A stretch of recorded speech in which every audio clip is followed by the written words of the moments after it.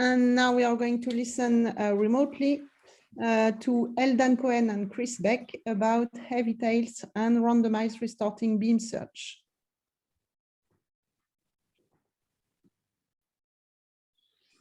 So we don't have the video yet, I think. Yes, we do.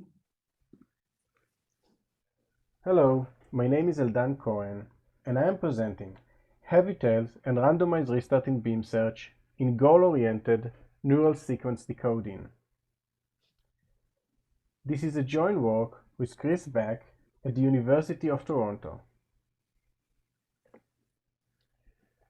Neural sequence models are commonly used for modeling sequential data and are the state-of-the-art approach for machine translation, text summarization, image captioning, etc.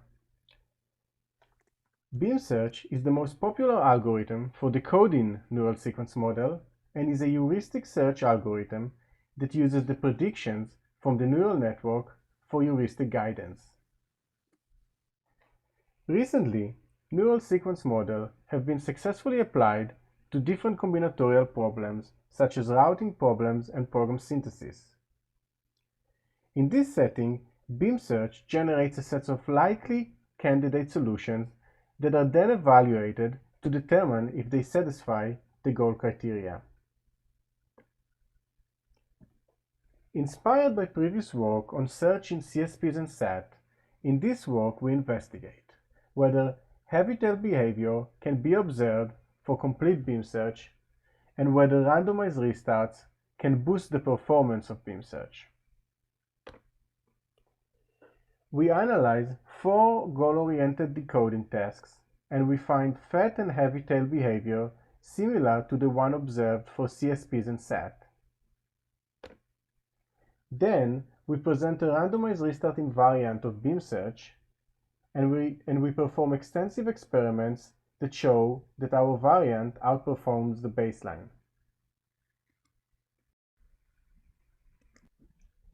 Now, I'll briefly describe sequence models, and I will start with an example, a dialogue system. In this example, the user asks the system, "How are you?" and the system replies, "I am fine." In this case, the input is a sequence, "How are you?" and the output is also a sequence, "I am fine." And the problem that we consider here is find the most likely sequence Y conditioned on input X based on some learned model. So a sequence model is a factorized parametric distribution over sequences where we decompose the conditional probability of Y conditioned on X as the product of the conditional probabilities of each output token conditioned on the previous tokens and the input. In neural sequence models, this conditional probability is typically modeled by a recurrent neural network. Now, let's look at the decoding process of a neural sequence model that is based on recurrent neural network, RNN. We start with our input, the sequence, "How are you?" that goes through an encoder to produce a latent representation of the input. We then start by providing the RNN with the special token beginning of sequence, and the RNN then updates its state and predicts the next token, in this case I.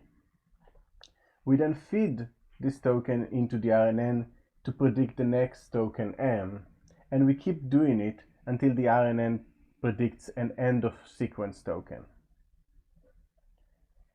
However, the RNN does not directly predict the next token, but a conditional probability over the next token. And so how do we choose which token to take as the next token? Well, the most simple rule is greedy decoding, that every time step simply chooses the most likely token from the conditional probability.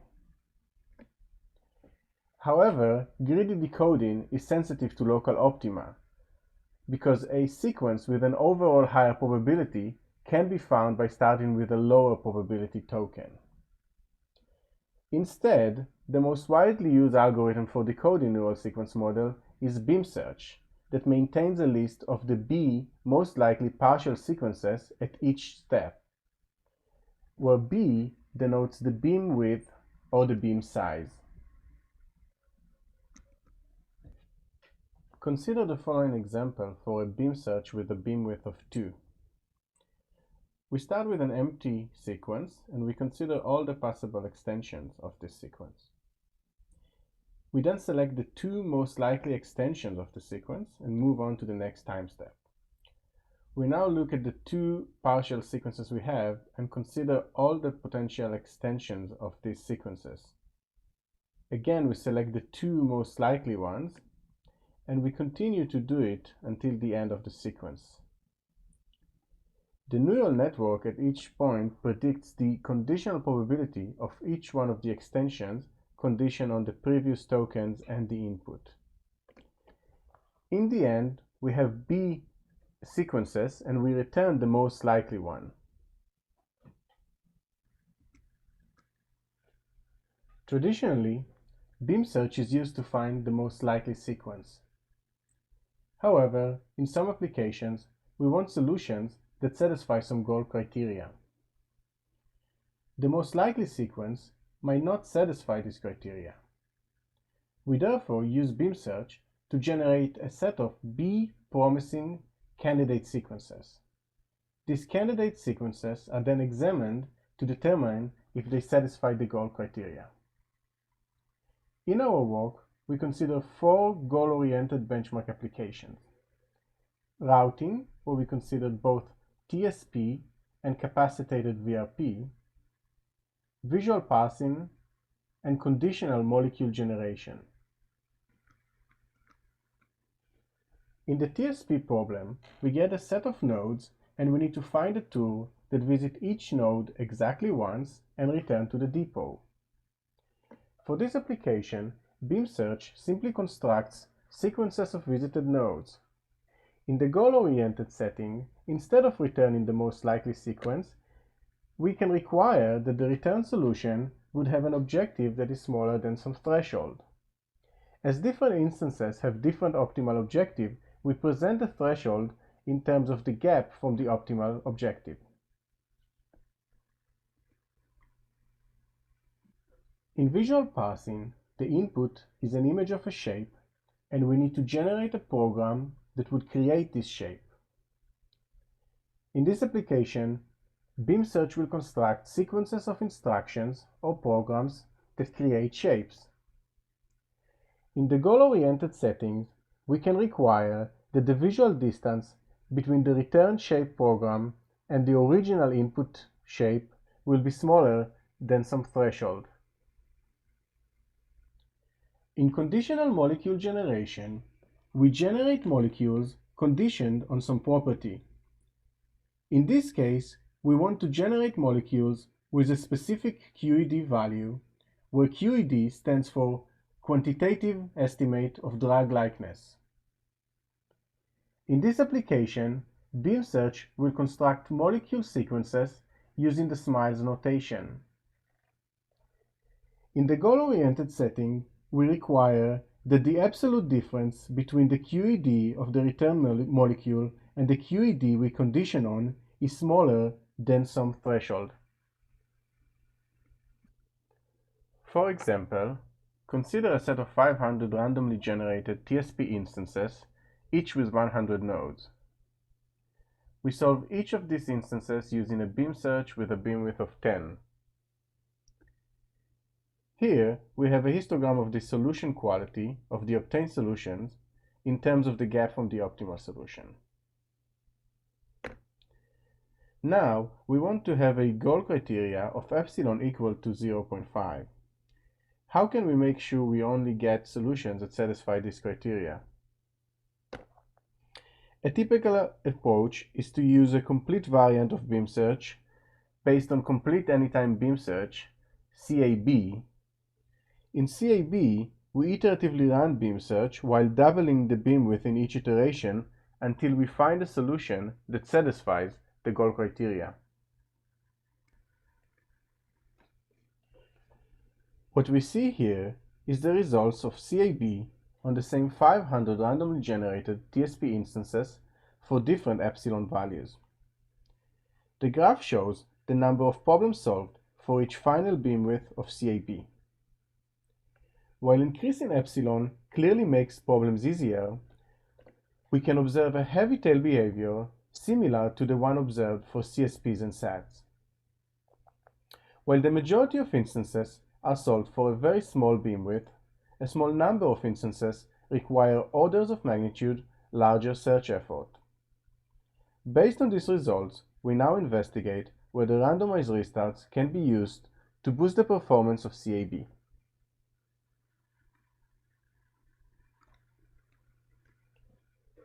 We introduce a randomized restart invariant of complete anytime beam search, RRCAB, where each run of the beam search is randomized by introducing limited randomization to the probabilities predicted by the neural network. RRCAB requires two components. One is a method of randomizing beam search, and two is a restart strategy that determines the sequence of beam width. We know that unlike CAB, rerunning a randomized beam search with the same beam width might lead to a different solution. In order to randomize beam search, we consider two techniques. In randomized noise injection, in each run, we add some noise to the inputs of the neural network. For example, in TSP, we add limited uniform random noise to the node locations. Note that the problem itself and the goal criteria do not change. Only the inputs to the neural network change in order to produce different probabilities. A second approach is stochastic beam search, which is a randomized variant of beam search that samples B sequences without replacements from a factorized distribution over sequences represented as a neural sequence model. For restart strategy, we compare two different strategies. The first is fixed cutoff strategy, where we use the same beam width in each iteration of the randomized beam search. The second is geometric restart strategy, where the beam width grows geometrically. When R equal to 2, the restart behavior of this strategy is directly comparable to standard CAB. Here we show the results for RRCAB with random noise injection on the TSP problem. Each graph corresponds to a different epsilon value as the goal criteria. In each graph, we show the number of solved problems for each final beam width for standard CAB, RRCAB with geometric restarts, and RRCAB with fixed cutoff restarts. We find that RRCAB solves some of the hardest problems much faster and outperforms CAB. We know that for smaller epsilons, the fixed cutoff strategy tends to work better than geometric restarts.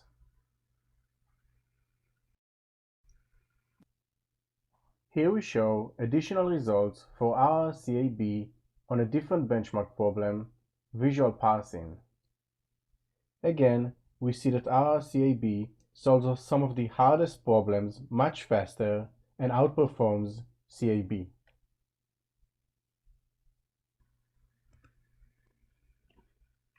To summarize, we study goal-oriented neural sequence decoding using complete beam search across multiple application benchmarks.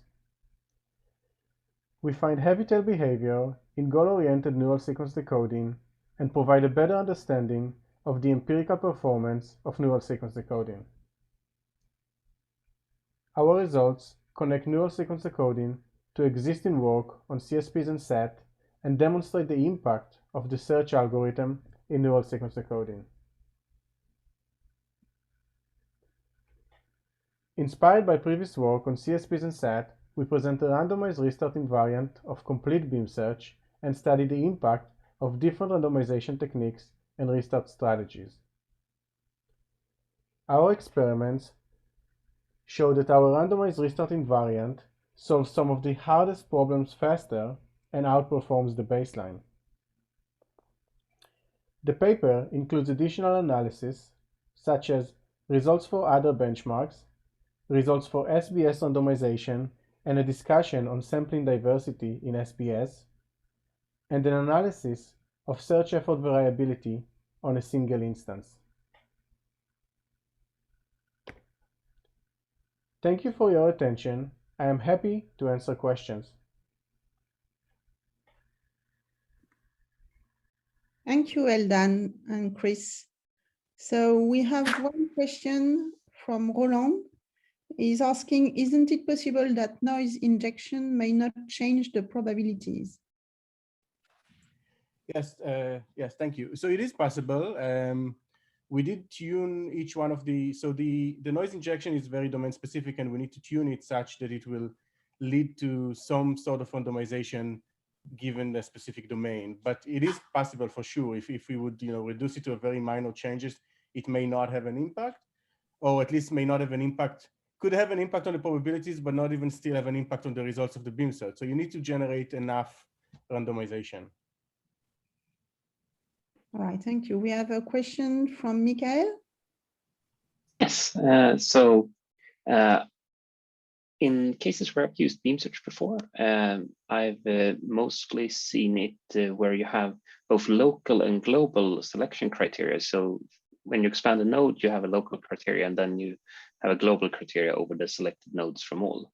Did you also use that, or no? So in neural sequence decoding, you usually generate parts. So there's different ways of using beam search, right? So you can have, for example, each node can represent a full state, for example, where you can easily apply different types of criteria. But in neural sequence decoding, you actually, each node generates partial sequence. So your ability to enforce global constraint exists to some extent. So if you can detect something in a partial sequence already, you can disqualify it, but not necessarily. So we did use it to the point that the literature uses it. For example, for TSPs, we're not generating sequences that visit in the same node multiple times by construction. No, I didn't mean constraints. I meant evaluation. So typically you expand the node and gives perhaps 1,000 different values, and then you select just 10 of them using a cheap local measure. And then you take all the expanded, the pre-selected with the local measure, and use a global measure that perhaps is more expensive to compute. Right. So, I mean, what we do is do this, but this metric is a learned one, right? So it's the probabilities predicted by the neural network. So they potentially give you an estimation of how likely that this node will lead to a solution. And then we select the top K based on this metric, right? Yeah, but I mean, sometimes it's very effective to use these local measures to just do a quick pre-filtering that's much faster. Yeah, no, for sure. This could be an enhancement to this algorithm for sure. Yeah, thank you. Thanks. Thank you. Are there questions in Vienna? No, we don't have any questions. No questions. We can't see you now anymore.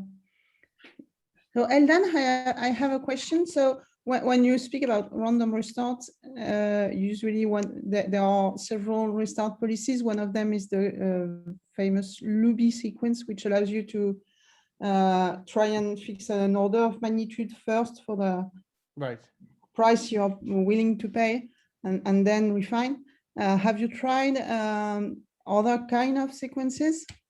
So yeah, we did, and we actually thought about Luby, and we kind of started playing with it, and it does work well depending on the metric that you use to measure things. The only problem there was that it was hard to compare Luby with, say, a standard CAB where the beam width grows, because it's actually being parallelized on a GPU. And so if you keep going back to lower number, it is so we can sum them up, and then we may get a benefit for Luby, but it's not clear that it's utilizing the parallelization well. And we actually have a discussion on this in the paper. How do you evaluate this type of restart strategy given the parallelization abilities of GPUs today? Oh yeah, okay. Thank you. Thank you. No more questions? Raise your hand. All right. Thank you for the talk, for the video, Eldan. Thank you so much. So I think it's the end of the session and we're on time. Well, bye-bye, Vienna. I envy you for being there. we can't see you anymore. You're obviously already at the coffee break. We're still here. No, we have a proof that you're still listening. Thank you so much. So, well, enjoy, have fun. Bye-bye.